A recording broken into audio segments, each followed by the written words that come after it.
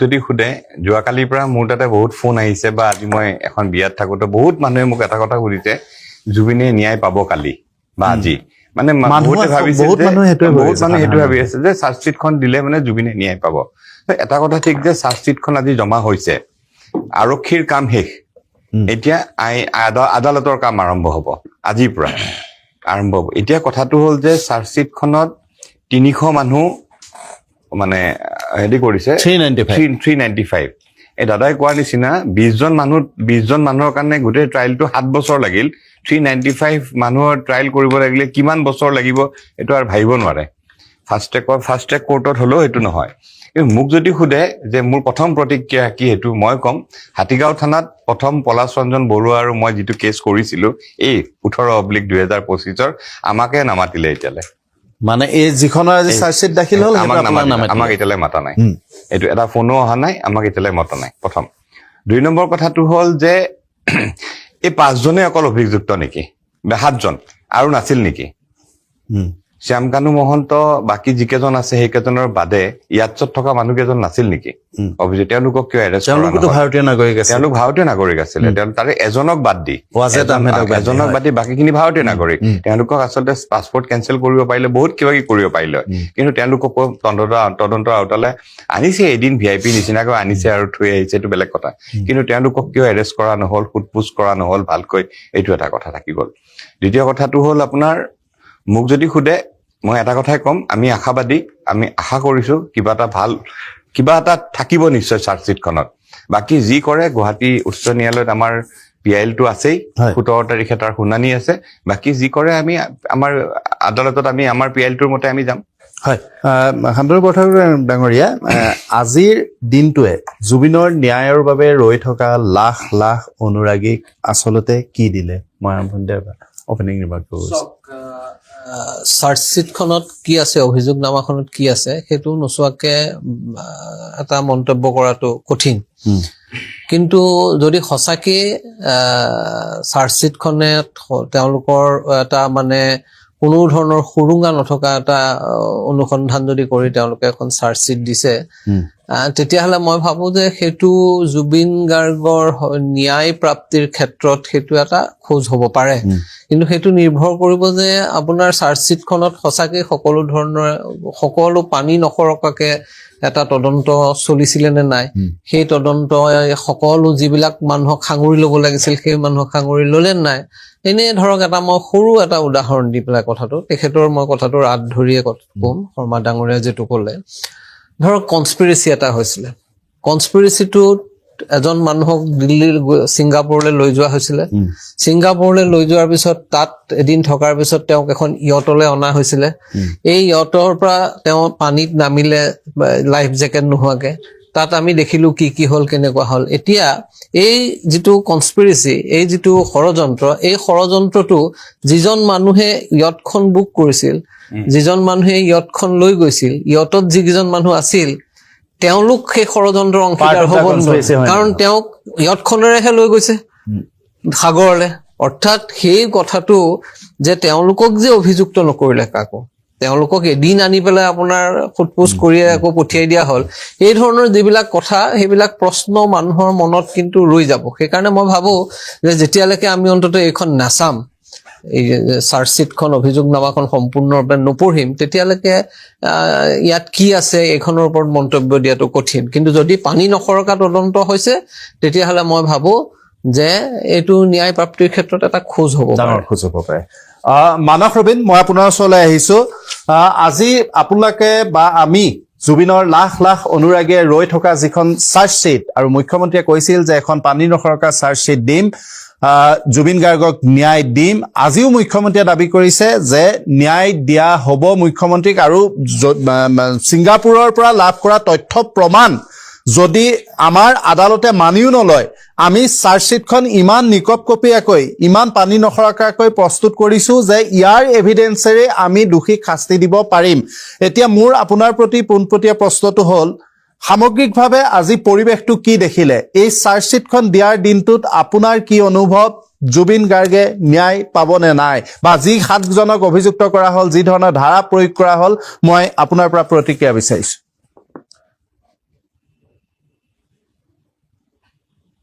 প্ৰথম কথাটো হ'ল যে একো প্ৰিমেচিউৰ্ড কথা ক'বলৈ বেয়া লাগিব। একজেক্টলি। 2 নম্বৰ কথাটো হ'ল চাৰ্জশ্বিটখন আমি পঢ়া নাই, দেখা নাই,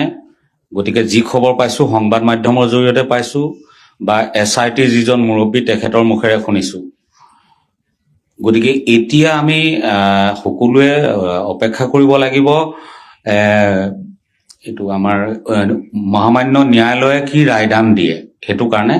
গতিকে ইয়াৰ আগত এনেকুৱা বহু ঘটনাৰ আমি সাক্ষী হৈছো যিবোৰৰ পুলিচৰ ফালৰ পৰা বহুত ডাঙৰ গোচৰ তৰা হয়, কিন্তু শেষত গৈ ন্যায়ালয়ত গৈ মুখ ঠেকেচা খাবলগীয়া হৈছে। গতিকে তাৰ পৰা আৰক্ষী বিভাগে নিশ্চয় শিক্ষা লৈছে বুলি মই ভাবো। আৰু দ্বিতীয় কথাটো হ'ল যে যিটো সময়সীমাৰ ভিতৰত তেখেতসকলে চাৰ্জশ্বিটখন দাখিল কৰাৰ কথা আছিল,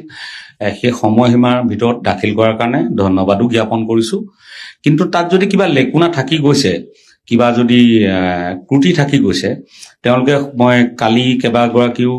এনেকুৱা আইনী বিশেষজ্ঞৰ লগত বহিছিলো, তেওঁলোকে সেইটো ঠিক কৰিবলৈও সময় পাব। আৰু ইতিমধ্যে চৰকাৰৰ ফালৰ পৰা দ্বিতীয় এখন চাৰ্জশ্বিট দিয়াৰ কথাও ঘোষণা কৰিছে। মই আৰক্ষী প্ৰশাসনক অনুৰোধ জনাইছো, গৃহ বিভাগক অনুৰোধ জনাইছো, যদি কিবা থাকি গৈছে মানে এনকুৱাৰী, গতিকে সেইখিনিও যাতে ততাতৈয়াকৈ কৰি ন্যায়ালয়ত জমা দিয়ে। দ্বিতীয় কথাটো হ'ল যে মই ন্যায়ালয়ৰ বিষয়ে বৰ বিশেষ নাজানো, বিষাৰদসকল বহি আছে, তেখেতসকলে বেছি ভালকে জানিব। তথাপি অসমবাসীয়ে আশা কৰিব যে এইটো ফাষ্ট ট্ৰেক কোৰ্টত যাতে বিচাৰ প্ৰক্ৰিয়া চলে, সোনকালে যাতে খুব এটা নিৰ্দিষ্ট সময়সীমাৰ ভিতৰত ইয়াৰ যাতে আমাৰ সিদ্ধান্ত এটা আহে। তাৰ কাৰণে কিন্তু যিসকল সাক্ষীবাদীক মতা হৈছিলে, SIT যাৰ তথ্য প্ৰমাণ এতিয়া হয়তো ন্যায়ালয়ত দিছে, তেওঁলোকক ন্যায়ালয়ে আকৌ বিচাৰিব।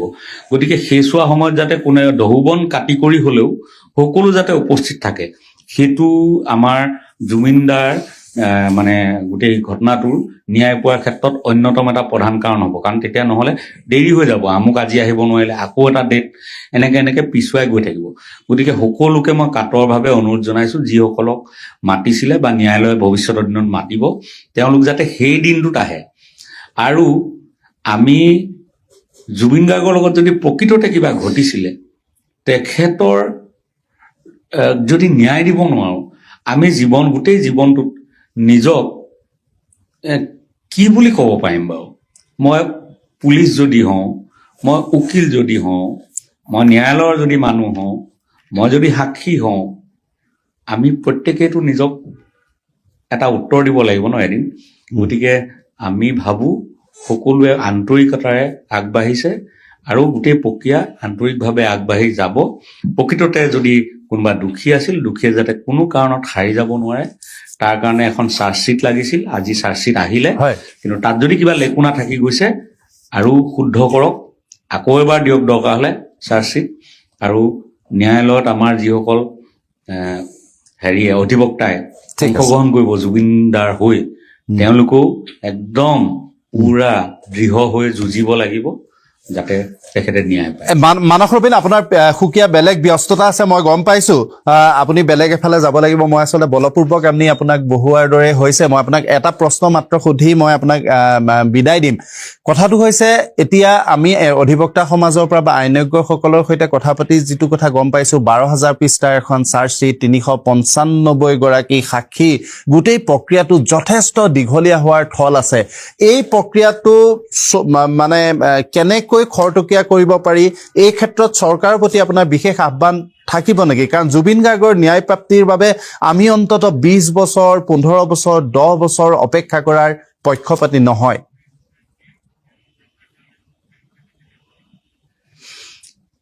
সেইটো ইতিমধ্যে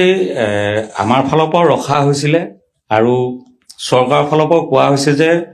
জুবিন গাৰ্গৰ যিটো ন্যায়িক প্ৰক্ৰিয়া সেইটো ফাষ্ট ট্ৰেক কোৰ্টৰ দ্বাৰা কৰা হ'ব। গতিকে সেইটো হলে খুব ভাল হয়। কিন্তু ফাষ্ট ট্ৰেক কোৰ্টত কিমান সোনকালে হয় মই ইমান অৱগত নহম,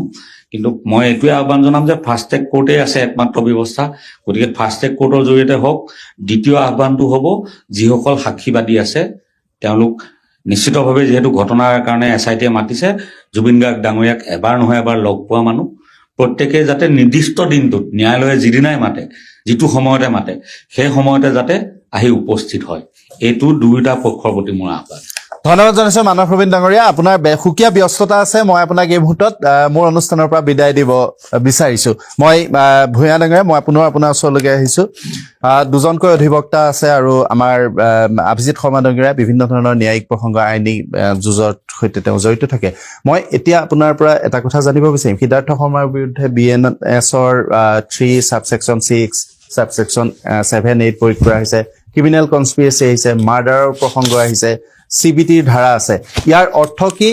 আৰু ইয়াৰ শাস্তি কি হ'ব পাৰে? তাৰ আগতে একে সময়তে প্ৰমাণৰ কথাটো আহিবই, সেই প্ৰসংগটোলৈ মই আহিম। শাস্তি আপোনাৰ ইয়াতেতো আপোনাৰ যিটো ছেকশ্যন 103 মাৰ্ডাৰ যাৰ এগেইনষ্টে আপোনাৰ চাৰ্জ ফ্ৰেম কৰিছে, মানে কেপিটেল পানিচমেণ্ট হ'ল টু বি হেং টিল ডেথ, মানে ফাঁচী, মৃত্যুদণ্ড পৰ্যন্ত মানে মেক্সিমাম। আৰু যাৱজ্জীৱন কাৰাদণ্ডও আছে, লগতে ফাইনো আছে। কিন্তু 105 যিটো ছেকশ্যন আপোনাৰ সন্দীপন গাৰ্গৰ এগেইনষ্টে যিটো লগাইছে তাতে আপোনাৰ যাৱজ্জীৱন কাৰাদণ্ডলৈকে আছে, কিন্তু কেপিটেল পানিচমেণ্টটো তাতে দিয়া নাই। গতিকে এতিয়া কথাটো হ'ল চাওক, এই যে শাস্তি কেতিয়া হ'বগে আৰু কিমান খৰতকীয়াকে কৰিব পাৰিব, এই গোটেই বস্তুটো ডিপেণ্ড কৰিব এতিয়া গভৰ্ণমেণ্টৰ সদিচ্ছাৰ ওপৰত। এতিয়া ইমিডিয়েটলি আমাৰ সন্মানীয় মুখ্যমন্ত্ৰী ডাঙৰীয়াই কৈছিলে যে আমি চাৰ্জশ্বিটটো দাখিল কৰাৰ পিছে পিছে আমি মানে আমাৰ অনাৰেবল গুৱাহাটী হাইকোৰ্টত এপ্ৰ'চ কৰিব। তো আজিও তেওঁ কৈছে শান্তনু দাও জানিব যে মানে টু কনষ্টিটিউট এ মানে ফাষ্ট ট্ৰেক কোৰ্ট। তো ফাষ্ট ট্ৰেক কোৰ্ট বুলি কৈ দিয়াৰ লগে লগে তাতে আপুনি চাওক ফাষ্ট ট্ৰেক কোৰ্ট বহুত আছে। আজি চাওক অত্যন্ত মই আপোনাক এটা জ্বলন্ত উদাহৰণ দি আছো, অভিনীল যিটো হত্যাকাণ্ড হৈছিলে কাৰ্বি আংলঙত আপোনাৰ, সেই হত্যাকাণ্ডৰ আজিলৈকে কিন্তু সুবিচাৰ নহলগে আপোনাৰ, এতিয়ালৈকে ট্ৰায়েল কনক্লুড হোৱাই নাই, ট্ৰায়েল চলি আছে, কিমান বছৰ হৈ গ'লগে। গতিকে এই যে যিটো আপোনাৰ ধৰক আজি যিটো এটা উদ্যম আছে আপোনাৰ গোটেই অসমবাসীয়ে যিটো এটা আপোনাৰ বিৰাট মানে আপুনি চাওক, আমি জুবিন গাৰ্গ বুলি শব্দটো আমাৰ জীৱনৰ এটা অংগ হৈ গৈছে। গতিকে এই বস্তুটো যে আমি এৰাই চলিব পাৰিম এইটো সম্ভৱ নহয়। গতিকে সেইটো কাৰণে এই ফাষ্ট ট্ৰেক কোৰ্টটো মই ভাবো যে গভৰ্ণমেণ্টে যদি সদিচ্ছা কৰে ডে টু ডেও আপোনাৰ চলোৱাৰ প্ৰভিজন আছে ন দাদা, ডে টু ডেও চলাই পেলাই আপোনাৰ মানে গোটেই বস্তুটো যিমান সোনকালে পাৰে আপোনাৰ ধৰক এবছৰৰ ভিতৰতো যদি হয়, মই ভাবো it will be very fast. গতিকে তেতিয়াহে গৈ পেলাই আপোনাৰ মানে সন্মানীয় জুবিন গাৰ্গ ডাঙৰীয়া আপোনাৰ ন্যায় পাব। আৰু চাওক, জাষ্টিছ ফৰ জুবিন গাৰ্গৰ যিটো শ্লোগান, ডিজিটেল যিটো কেম্পেইন চলি আছে, গৈ প্ৰায় 7 লাখ 10 লাখৰ নিচিনা ওচৰ এৰাউণ্ড 7 লাখ কিজানি ক্ৰছ কৰিছে আপোনাৰ 7 মিলিয়ন। গতিকে এতিয়া কথাটো হ'ল যে ৰাইজে চাওক, এই যে টেকনিকেল ইছ্যুজ যিটো আহে যেতিয়া এটা ক্ৰিমিনেল ট্ৰায়েল চলিব, এতিয়া আজি আমি আবেগৰ বশৱৰ্তী হৈ আপোনাৰ বিভিন্ন কথা ক'ব পাৰো, কিন্তু যেতিয়া ন্যায়ালয়ত আপোনাৰ যেতিয়া ক্ৰিমিনেল ট্ৰায়েল এটা চলিব নহয়, ন্যায়ালয়ে আপোনাৰ তাতে কোনো ধৰণৰ আবেগ আৰু ইমোচনক প্ৰশ্ৰয় দিব নোৱাৰে। ইয়াতে কি হ'ব, আপোনাৰ এই যে গভৰ্ণমেণ্টে বা যিটো SITয়ে যেতিয়া আপোনাৰ স্পেচিয়েল ইনভেষ্টিগেশ্যন টিমে যিখিনি চাৰ্জ ফ্ৰেম কৰিছে, 103 লগত তেওঁলোকে কিমানখিনি এভিডেন্স কালেক্ট কৰি পেলাই দিছে, এই এভিডেন্স খিনিয়ে যদি সেই চাৰ্জখিনিক বিয়ণ্ড অল ৰিজনেবল ডাউট যদি আপোনাৰ প্ৰুভ কৰিব নোৱাৰে, তেতিয়াহ'লে এইটো সাংঘাতিক কথা হ'ব।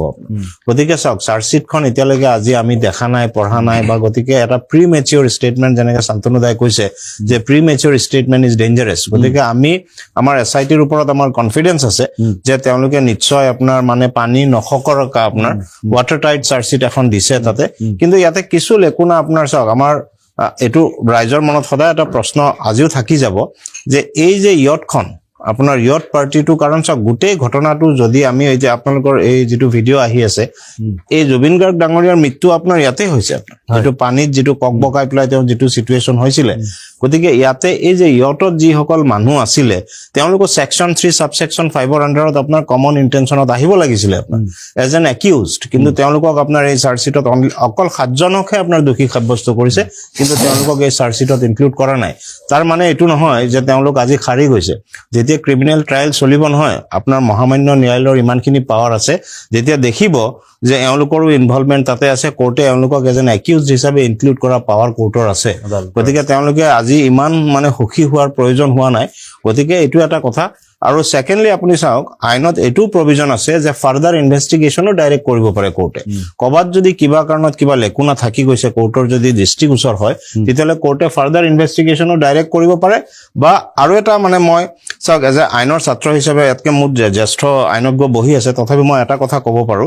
যে আজি এই চাৰ্জশ্বিটখন প্ৰথমতে আপোনাৰ সন্মানীয় জুবিন গাৰ্গ ডাঙৰীয়া গাৰ্জেন যিসকল আছে ধৰক তেওঁৰ ৱাইফ আছে চিষ্টাৰ আছে বা বাপেক আছে তেওঁলোকে ল'ব লাগে পঢ়িব লাগে আৰু বিশিষ্ট আইনজ্ঞসকলৰ লগত বহি আলোচনা কৰিব লাগে যে এই চাৰ্জশ্বিটখনত ক'বাত কিবা লেকুনা থাকি গ'ল নেকি যদি থাকি গৈছে তেওঁলোকে প্ৰটেষ্ট কৰাটো মোৰ মতে জৰুৰী before commencing of the trial কাৰণ ক'বাত যদি সুৰুঙা থাকি পেলাই ট্ৰায়েলটো যদি প্ৰচিড কৰে তেতিয়াহ'লে আপোনাৰ ভৱিষ্যতে মানে আইনী সুৰুঙাৰ সুযোগ ল'ব পাৰে একিউজডসকলে ডাঙৰ কথা কৈছে আপুনি বৰঠাকুৰ মই আপোনাৰ ওচৰলৈ আহিছো শ্যামকানু মহন্তৰ ক্ষেত্ৰত ইয়াৰ অন্যতম অভিযুক্ত তেওঁৰ ক্ষেত্ৰত 103টো আছে পেৰেলেলি তেওঁৰ এগেইনষ্টত 308 সাবসেকশন 2 এক্সটৰ্শন 318 চিটিং এভিডেন্স ডিষ্ট্ৰাকশ্যনৰ ধাৰাও প্ৰয়োগ কৰা হৈছে এইবোৰ কি প্ৰসংগত আহিব পাৰে আৰু ইয়াৰ শাস্তি কি হ'ব পাৰে চক শাস্তি আপোনাৰ 316 আৰু 318 এইকেইটাত বোধহয় আপোনাৰ 7 বছৰলৈকে কনভিকশ্যন আছে 7 ইয়াৰ মেক্সিমাম পানিশমেন্ট এইকেইটা বাকীকেইটা এইবোৰ মানে আপোনাৰ যদি তেওঁ কনভিকশ্যন দিয়ে গোটেইকেইটাতে যদি দিয়ে এইবিলাক একেলগে চলিব গতিকে তেওঁ যিটো শাস্তি ধৰক লাইফ ইমপ্ৰিজনমেন্ট যদি তেওঁ দিয়ে তেতিয়াহ'লে লাইফ ইমপ্ৰিজনমেন্টৰ ভিতৰতে এইটো সোমাই যাব আৰু কিন্তু মানে ধৰক তাতে সেইকাৰণে আপোনাৰ চাৰ্জশ্বিটখন চোৱাটো জৰুৰী যে কি প্ৰসংগত আহি আপোনাৰ 3184 চিটিং বা আপোনাৰ এক্সটৰ্শন ক্ৰিমিনেল ব্ৰিচ অফ ট্ৰাষ্ট এটা ক্ৰিমিনেল ব্ৰিচ অফ ট্ৰাষ্ট মানে কি আপোনাৰ ক্ৰিমিনেল ব্ৰিচ অফ ট্ৰাষ্ট হ'ল আপুনি অন ট্ৰাষ্ট এটা বিশ্বাসৰ ভিত্তিত মোক এটা কিবা এটা দিছে আপোনাৰ প্ৰপাৰ্টি এটা দিছে মই সেই প্ৰপাৰ্টিটো যেতিয়া লৈছো কিন্তু তাৰ মাজতে মই গোটেই বস্তুটো আপোনাৰ প্ৰপাৰ্টিটো মোৰ নিজৰ কৰি পেলাইছো তাৰপিছত তেওঁৰ ট্ৰাষ্টটো যিটো ৰাখিছিল সেইটো মই ভংগ কৰিছো এতিয়া তেওঁ ইয়াত আপোনাৰ চাৰ্জশ্বিটখন নোচোৱালৈকে আপুনি গম নাপাব যে এইটো কি প্ৰসংগত এইটো আহিছে কোনে কি সম্পত্তি তেওঁক দিছিলে যিটোৰ কাৰণে তেওঁ মানে আপোনাৰ ব্ৰিচ কৰিছে ট্ৰাষ্টটো বিশ্বাসটো কাৰ ট্ৰাষ্টটো ব্ৰিচ কৰিছে মানে মৃত জুবিন গাৰ্গৰ ট্ৰাষ্ট ব্ৰিচ কৰিছে নে অন্য কাৰবাৰ কৰিছে গতিকে সেইকাৰণে আৰু এক্সটৰ্শন যদি কৰিছে কাৰ ওপৰত এক্সটৰ্শন কৰিছে এক্সটৰ্শনৰ আপোনাৰ এটা কথা চাব যে প্ৰথম যিখন এফআইআৰ দিছে তাত এক্সটৰ্শনৰ প্ৰসংগ কোনো উল্লেখ নাই এতিয়া তেওঁ যদি এক্সটৰ্শন কৰিছে জুবিন গাৰ্গক এক্সটৰ্শন কৰিছিল নে অন্য কাৰবাক কৰিছিল এইবিলাক কথা আচলতে চাৰ্জশ্বিটৰ পৰাহে ওলাব মূল বিষয়টো কিন্তু আপোনাৰ 103 বা 105 culpable whether it is a murder or a culpable homicide not amounting to murder এই দুইটাৰ ভিতৰতে কিন্তু মূল কথাটো সোমাই থাকিব সেইকাৰণে মই ভাবো যে সেই গোটেই বিষয়বিলাকক আৰু আমাৰ ভুঞাই যিটো কথা কৈ গ'ল সেইটো এটা গুৰুত্বপূৰ্ণ কথা যে আপোনাৰ আমাৰ আইনত বিশেষকৈ বিএনএছৰ সেকশন 346ত আপোনাৰ ডে টু ডে ট্ৰায়েলৰ কথা আছে গতিকে ডে টু ডে ট্ৰায়েলৰ ব্যৱস্থাটো চৰকাৰে কৰিব পাৰে কিন্তু তাৰ আগতে আপোনাৰ এখন ফাষ্ট ট্ৰেক কোৰ্ট ডেজিগনেট কৰিব লাগিব যি হাই কোৰ্টে সেইমতে তাৰপিছত আপোনাৰ তাত গৈ এইটো যিটো সিজিএমৰ পৰা গোটেই কমিট হ'ব লাগিব তাৰ আগতে সিজিএমত এপিয়াৰেন্সৰ পৰা আৰম্ভ কৰি সকলোখিনি কাম সম্পূৰ্ণ হ'ব লাগিব হৈ তাৰ পৰা যেতিয়া যোৱাৰ পিছতো আপোনাৰ ইমান সহজ নহয় 12000 আপোনাৰ প্ৰায় পৃষ্ঠাৰ যেতিয়া চাৰ্জশ্বিট হ'ব সেই ডকুমেন্টছ বিলাক প্ৰতিজন অভিযুক্তক দিব লাগিব সেই প্ৰতিজন অভিযুক্তই সেইবিলাক ভেৰিফাই কৰিব লাগিব যে তেওঁলোকে সকলো ডকুমেন্টছ পাইছে নে নাই তাৰ পিছত আপোনাৰ এই দীঘলীয়া প্ৰক্ৰিয়াটাৰ মাজেৰে কিন্তু গোটেই বস্তুটো যাব গতিকে সেইকাৰণে চৰকাৰে কিমান ক্ষিপ্ৰতাৰে কিমান তৎপৰতাৰে ফাষ্ট ট্ৰেক কোৰ্টটো কৰে আৰু বাকিবিলাক কাম এতিয়া ধৰক আমাৰ নৰ্মেল যেতিয়া এটা ট্ৰায়েল চলোৱা হয় তেতিয়া কি হয় এটা পেন ড্ৰাইভত আজিকালি কাগজ দি দিয়াৰ পিছত আমি চাই পেলাই দেখো যে এইখিনি কাগজ নাই সেইখিনি কাগজ নাই আকৌ গৈ পেলাই এখন এপ্লিকেশ্যন দি পেলাই কাগজ বিচাৰিব লাগে সেই ধৰণৰ যদি কাৰবাৰ হয় গতিকে প্ৰতিটো ষ্টেজতে খুব সূক্ষ্মভাৱে আৰু খুব কোনো ধৰণৰ গাফিলতি নোহোৱাকে যদি কামটো কৰিব পাৰে তেতিয়াহ'লে এইটো হয়তো মানে আপোনাৰ এটা এবছৰৰ ভিতৰত অন্তত শেষ হোৱাৰ সম্ভাৱনা আছে যদিও মই তেনেকুৱা সম্ভাৱনা দেখা নাই তথাপি তেনেকুৱা সম্ভাৱনা আছে আদাৰৱাইজ মই ভাবো যে সেই সম্ভাৱনা এটা কথা বৰঠাকুৰ আপুনি মোক কওক যে এতিয়া চিজেএমত আছে এনেকুৱা কিবা পৰিৱেশ মোক এজন আইনৰ সৈতে জড়িত মানুহে কৈছিল এনেকুৱা কিবা পৰিৱেশ থাকিব পাৰে নেকি যে এইটো সেশন কোৰ্টলৈ তেওঁ ৰেফাৰ কৰিব পাৰে বা নাই ৰেফাৰৰ প্ৰশ্নই নাই এইটো 302 এইটো সেশন ট্ৰায়াবল কেছ এইটো কেৱল সেশন জাজে কৰিব লাগিব ট্ৰাই এইটো চিজিএমত চাৰ্জশ্বিটখন দাখিল কৰে চিজিএমে এইসকলক এতিয়া যিসকল অভিযুক্তক তেওঁলোকক এপিয়াৰেঞ্চ হ'ব এপিয়াৰেঞ্চ হোৱাৰ পিছত তেওঁলোকক গোটেই বিষয়টো কপিবোৰ দিব দি পেলাই তাৰপিছত আপোনাৰ সেশনলৈ কমিট কৰি দিব আমাৰ আন্তনু দা মই এটা কথা এতিয়ালৈ বুজি পোৱা নাই তেওঁলোকে বেলৰ কাৰণে কিয় এপ্লাই কৰা নাই চাওক এতিয়া এইটো সেইটো বস্তু মানুহে চবে সুধিব মই সেইটো এটা কথা ভাবো যে এইটো এটা গুৰুত্বপূৰ্ণ কথা যে এইটো এটা চবেই বুজি পোৱা কথা যে তেওঁলোক দে আৰ ফিলিং মোৰ সেফ বিহাইণ্ড বাৰ দেন আউটসাইড গতিকে তেওঁলোকে বেলৰ কাৰণে কৰা কিন্তু আৰু এটা কথা মোক কওঁ মাজতে মাতিছো বেয়া নাপাব এইটো মানুহে গম পাব লাগে কাৰণে মই ওলাইছো কথাটো দাদা কেছটো বাহিৰলৈ লৈ যোৱাৰ কিবা চান্স আছে নেকি মানে অসমৰ বাহিৰলৈ মই এইখিনি ক্ষেত্ৰত মোৰ এটা ক'ব লগা কথা আছে যে আমি যোৱা সময়ছোৱাত দেখিছো যে কিছুমান কাৰণত সাধাৰণতে আপোনাৰ গোচৰ বাহিৰলৈ লৈ যোৱা সাধাৰণতে নিদিয়ে কিন্তু কেতিয়াবা দিয়ে কিন্তু যদি দেখে যে ইয়াত এটা ফেয়াৰ ট্ৰায়েল হোৱাৰ সম্ভাৱনা কম তেতিয়া হয়তো দিব পাৰে এক নম্বৰ কথা আৰু এটা মণিপুৰৰ কেছটো ক্ষেত্ৰত হ'ব পাৰে হয়তো হৈছে আৰু ইয়াত এনেকুৱা এটা কথা আছে যে এই যে আপোনাৰ তেখেতসকলৰ পৰিয়ালৰ মানুহে বাৰে বাৰে গৈ পেলাই উকিল বিচাৰিছে বিচাৰিছে পোৱা নাই এই যে এটা ঘটনা ঘটি আছে গতিকে ধৰক সেইটো এটা কিন্তু গ্ৰাউণ্ড হ'ব পাৰে যে যদি এজন তেওঁ উপযুক্ত উকিল নাপায় তেওঁক গোচৰটো ৰিপ্ৰেজেন্ট কৰাৰ কাৰণে সেইকাৰণে তেতিয়া আৰু সেইটোত যদি ভাবা যায় যে এইটো এটা পাব্লিক প্ৰেচাৰত আছে বাহিৰৰ প্ৰেচাৰ আছে তেতিয়া উচ্চতম ন্যায়ালয়ে আপোনাৰ এনেকুৱা এটা কৰাৰ সম্ভাৱনা নথকা নহয় যদি তেওঁলোকে বিচাৰে সেইটো থাকিব আৰু যিটো ট্ৰায়েল হ'ব ডে টু ডে ট্ৰায়েল হ'ব তেতিয়া তেওঁলোকটো সদায় আহিব লাগিব আচ্ছা তেতিয়া তেওঁলোকতো বাস্কা আৰু কাৰ্বি অংলৰ পৰা সদায় আনিব নোৱাৰিব এটা কথা আছে কেতিয়াবা আজিকালি জানি থোৱা ভাল এইবিলাক আজিকালি ভাৰ্চুৱেল কৰাৰ ব্যৱস্থা আছে অভিজিত শৰ্মা এতিয়া কথাটো হৈছে যে আপুনি ভাবেনে যে বিদেশৰ মাটিত সংঘটিত ঘটনা এটাৰ বেলিকা ইমান কেইটা কঠোৰ গোচৰ প্ৰমাণ কৰিব পৰাকৈ আৰক্ষীৰ হাতত তথ্য প্ৰমাণ আছে বুলি চাৰ্জশ্বিটৰ আকাৰটো বা সাক্ষীৰ সংখ্যাটো ইচ্ছা কৰিলে আৰক্ষীয়ে কমাব পাৰিলেহেঁতেন কাৰণ মই কৈছোৱেই আপুনিও কৈছে যে জুবিন গাৰ্গে পুৰি খোৱা দোকানখনৰ লোকজনক মতা হৈছে কেতিয়াবা কোনোবা এজন ছোৱালীয়ে জুবিন গাৰ্গক এটা মেছেজ দিছিল সেই ছোৱালীজনীয়ে কেতিয়াও জুবিন গাৰ্গক লগ পোৱাই নাই তেওঁকো সাক্ষী হিচাপে মতা হৈছে অথচ